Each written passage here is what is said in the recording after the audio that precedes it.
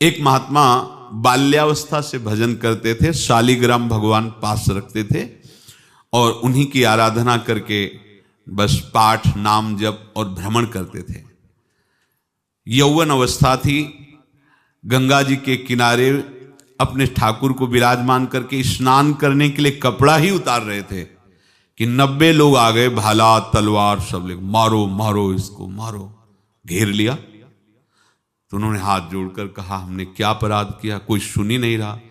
तो उन्होंने कहा मार तो डालोगे ही आप 90 लोग, हम कोई अस्त्र शस्त्र तो लिए नहीं, एक बार हमें गंगा में डुबकी लगा देने दो और अपने ठाकुर को स्नान करा देने दो, फिर इसके बाद आप मार देना।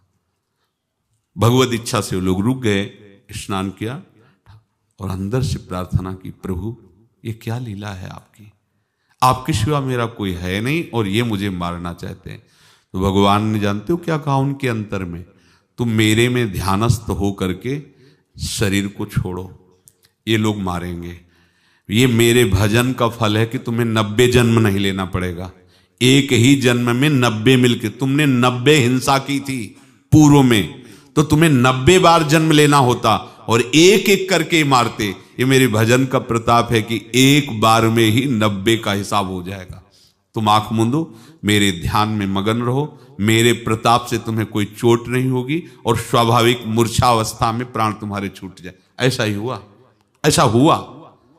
तो ये बात समझ लो कि ये जो कर्मानुबंध है, ऋणानुबंध है। आप देखो, अगर शाप महात्माओं ने दिया कि तुम्हारे वंश का इससे विनाश होगा, तो भगवान भी परम धाम जा रहे तो उसी कील से, बाण की नोक में जो मछली लील गई थी छोटा कण, उसी से की नोक बनाई और उसी नोक को प्रहार किया, भगवान के श्री चरण में वही बाण की नोक लगी और भगवान ने स्वीकार किया ना।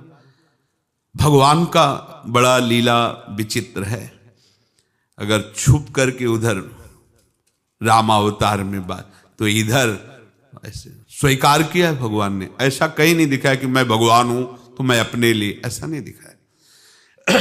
नारद जी का हित किया पर नारद जी ने शाप दिया तो भगवान ने स्वीकार किया। बंदरों ने ही सहायता की, जैसा बोले थे वैसा। ये लीला इस शरीर में भोगनी पड़ेगी। हाँ, ज्यादा को कम में भुगता देंगे, पर अब अगला शरीर ना मिले, इसके लिए सर्वतो भावेन भगवान के आश्रित हो जाए।